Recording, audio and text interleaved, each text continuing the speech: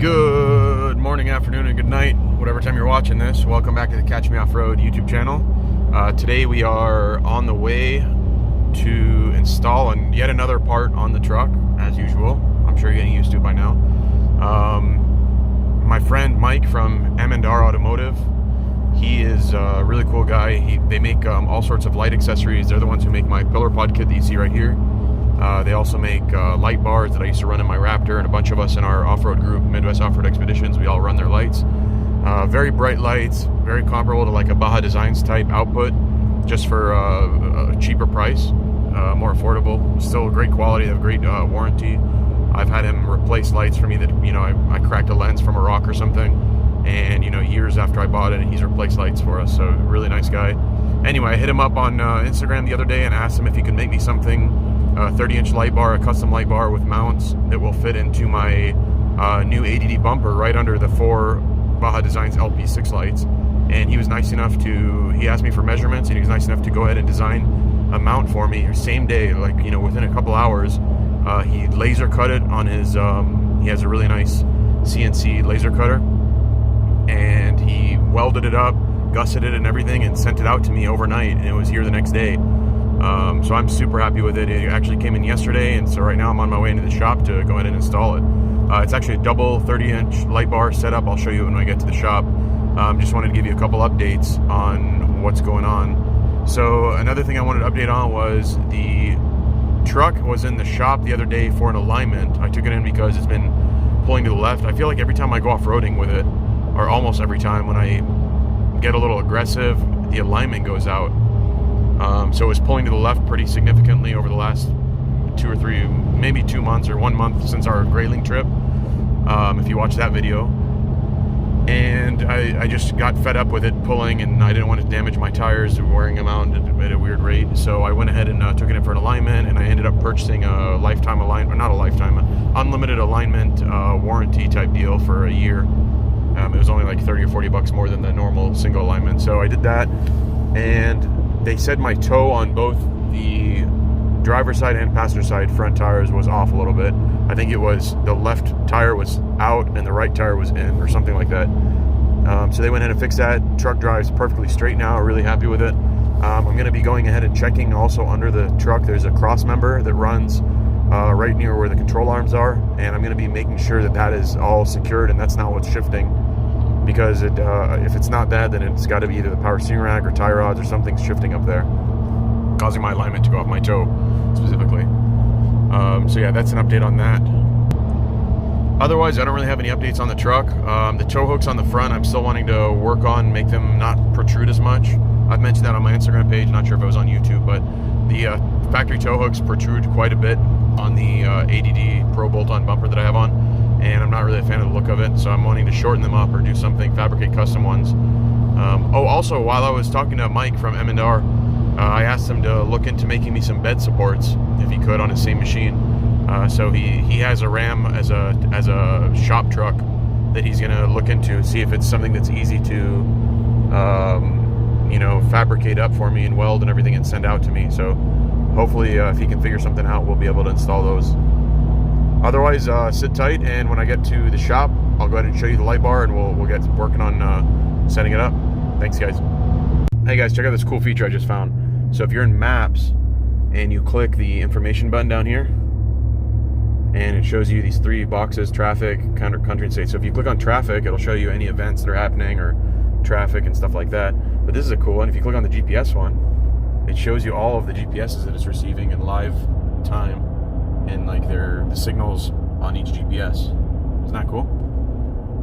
It shows you how many GPS are connected, or how many satellites are connected, which is cool. Anyway, just thought I'd share that. Alright guys, so we just made it to the shop, and bad news, the power is out, so I can't even get into the building. I guess we'll try again maybe tomorrow, maybe tonight, I don't know, we'll see. But it'll just continue in this video from where it left off. Alright, ladies and gentlemen, it is day 3 of trying to come back. You guys didn't see me trying to attempt to get into the building for the last 3 days, but the power's been out, and so finally I was able to get in today. We're going to go and install the light bar. So here is the double light bar that we're talking about, and it's really cool. It's a 30-inch light bar, so 30-inch length. It's about 1.25 inches maybe tall each, And this is actually 2 light bars, if you can see. Mike from M&R Automotive made me these really cool mounts, and the back side of them is actually gusseted.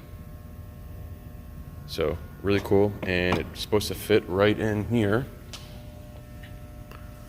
And you can see I have tons of mounting locations. I've actually found the outer one and the one next to it and the third one on each side. So the first 3 will all fit on the mounts.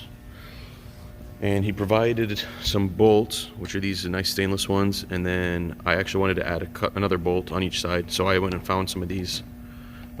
This black one right here, a little shorter, but it should do the trick, and I added one to each side. And then the outside are held on by Allen heads, so they can be adjusted a little bit. I'm actually going to stick mine as close to each other as I can and upwards, so they're out of the way of everything. And I'm going to go ahead and get it mounted up and wired up real quick. Okay guys, after many hours, probably about 2 to 3 hours, I finally figured out the right combination of bolts, so lengthwise and where to put them to get this to work right without taking off the whole bumper.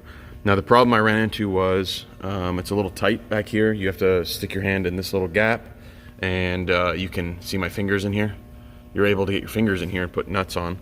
But these corner ones are a little difficult to get to without taking the whole bumper off. It's really hard to fit a socket in there because you have this plate coming from this side as well as this bar coming from this side, and there's really not a whole lot of room. And that's kind of an issue with the ADD bumper. So I'm very happy that Mike from M&R put a long slot in here that I could use these other 2 mounts for it, or the other 2 holes, sorry. So I ended up using the inner 2 holes on each side, and finally got everything all snugged down. I actually attempted halfway through to try to take off this little piece. First I wanted to take off the whole skid plate because it would make access a lot easier, but I didn't realize that each one of these hex-headed bolts has a lock nut on the back side of it. The nuts are not welded into the skid plate or into the bumper, so you have to get a wrench back there, and it's very hard to get the wrench into some of these spots without, you know, manipulating your arm around 180 degrees or whatever. And there's quite a few of them. There's 4 or 5 or 6 on the top, and then a few running down the sides. So it was a lot of work. I didn't want to do that. And then I tried taking off, thinking maybe each one of these corners could come off. I got about halfway through removing it before I realized that this is all one piece in here, and it's all a piece of steel.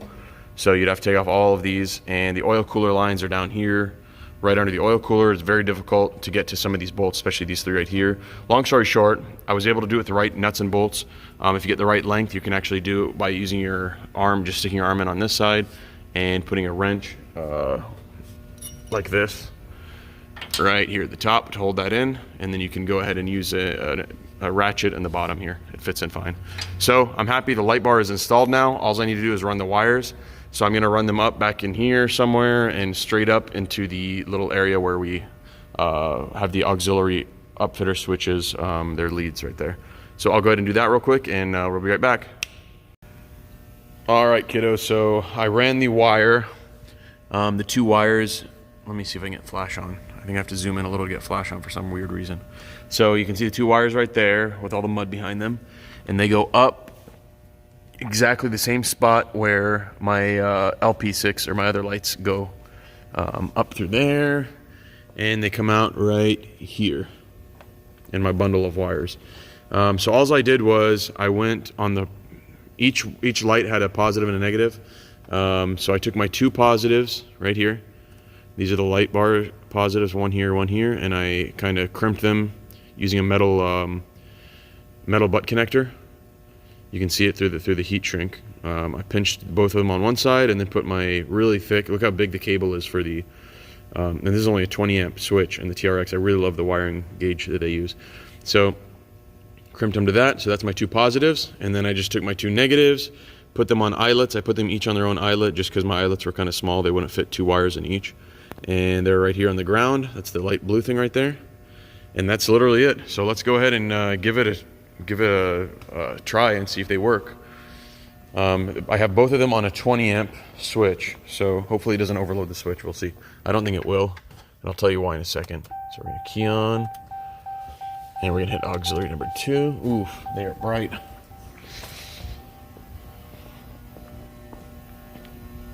Wow, there they are. I know it's really hard to see on camera, and I'm getting low so you can see the top bar as well. See, if I come up here, the top bar is kind of blocked by the bumper, but it puts light down low where you want it at when you're driving down the road. And of course, if I stand back here, let me see if I can get it to focus where you can, it'll get really dark, but at least you'll be able to see the light bar, light bars. Maybe now it might be a little too bright, but those are super bright. I'll go outside and take some shots right after this, right after I wrap everything up. So I'm gonna go ahead and zip tie the wires, and we'll go outside and give it a shot, see how it compares to the bigger lights up top. Okay guys, we are out here in front of the shop, and right now I have no lights on. All the light you see is coming from those 4 or 5 lights up there. But this is a good test where you see the dumpsters down there. They're pretty far away. They're, I don't know, maybe 50 yards or something like that. I have no idea. But behind them there's another building that's quite a ways back, so it'll be a good test to see how far these lights go. So first I'm going to hit number 1, which is the Baja Designs that I installed last time, the LP6s. And this is 2 white LP6s. Pretty bright. I'm going to shut them off and show you my headlights for comparison. This is just the headlights on. And then I'm going to do the LP6s again. And then we're going to go right into the M&R Automotive bars. Super bright. So you can see they, I'm going to shut off my headlights again and show you the difference between the LP6s and the M&R. So first we're going to do LP6 and off, and then M&R and off. This is, I'm just toggling back and forth between them. That's M&R. So what you'll notice is the LP6s have kind of bright spots right about here and here, right where the dumpsters are actually, maybe a little bit below them. And then around everywhere else is a little dimmer. You know, it's still bright everywhere, but you can see like the tree, this tree up here, this green tree is not very lit up. Once I swap to the M&R, it lights it up better, and it gives more of a, it's like a continuous, you know, glow or light. It's not just focused in one spot. So they're 2 different light styles. You know, the LP6s are a driving combo, so they have that focus beam kind of far out ahead where you can aim the lights up ahead almost like a beam, and then it kind of lights up everything else around it, where the M&R kind of just lights up everything in general. Super bright lights. So if, like, for trail driving, I would probably run the M&R, just, you know, in tight areas where you want light everywhere. And then if you're going high speed type stuff, maybe switch the LP6s or run them both. And then let me show you the ambers again here. These are the LP6 ambers. And then here are the M&R pillar pods up here. So let me show you what they look like. You can see I have them aimed, well, the left one is a little, or I mean the right one's a little wonky, it's up too high. I must have hit it with something, but these are ditch lights. So I have them aimed outwards towards the trees and, you know, the ditch basically, so you can see what's going on next to you. So there's your comparison. Overall, super impressed with the M&R bars. That's them. They're really bright, very bright lights. You could definitely light up trails pretty nicely with these, so highly recommended. I'll put a link to their website in the description. I don't know if this light bar combo is available yet, but I'm sure it will be very soon. If not, just hit up, go to their website, M&R, I think it's M&R Online, and check out what they have to offer. They offer a lot of stuff for the Gen 1, 2, and 3 Raptors, and now they're starting to do Ram stuff as well, so a lot of cool products. Anyway guys, hope you enjoyed the video, and yeah, let me know if you have any questions or comments, and what else you would like to see more content of. Thanks guys, have a good one, bye.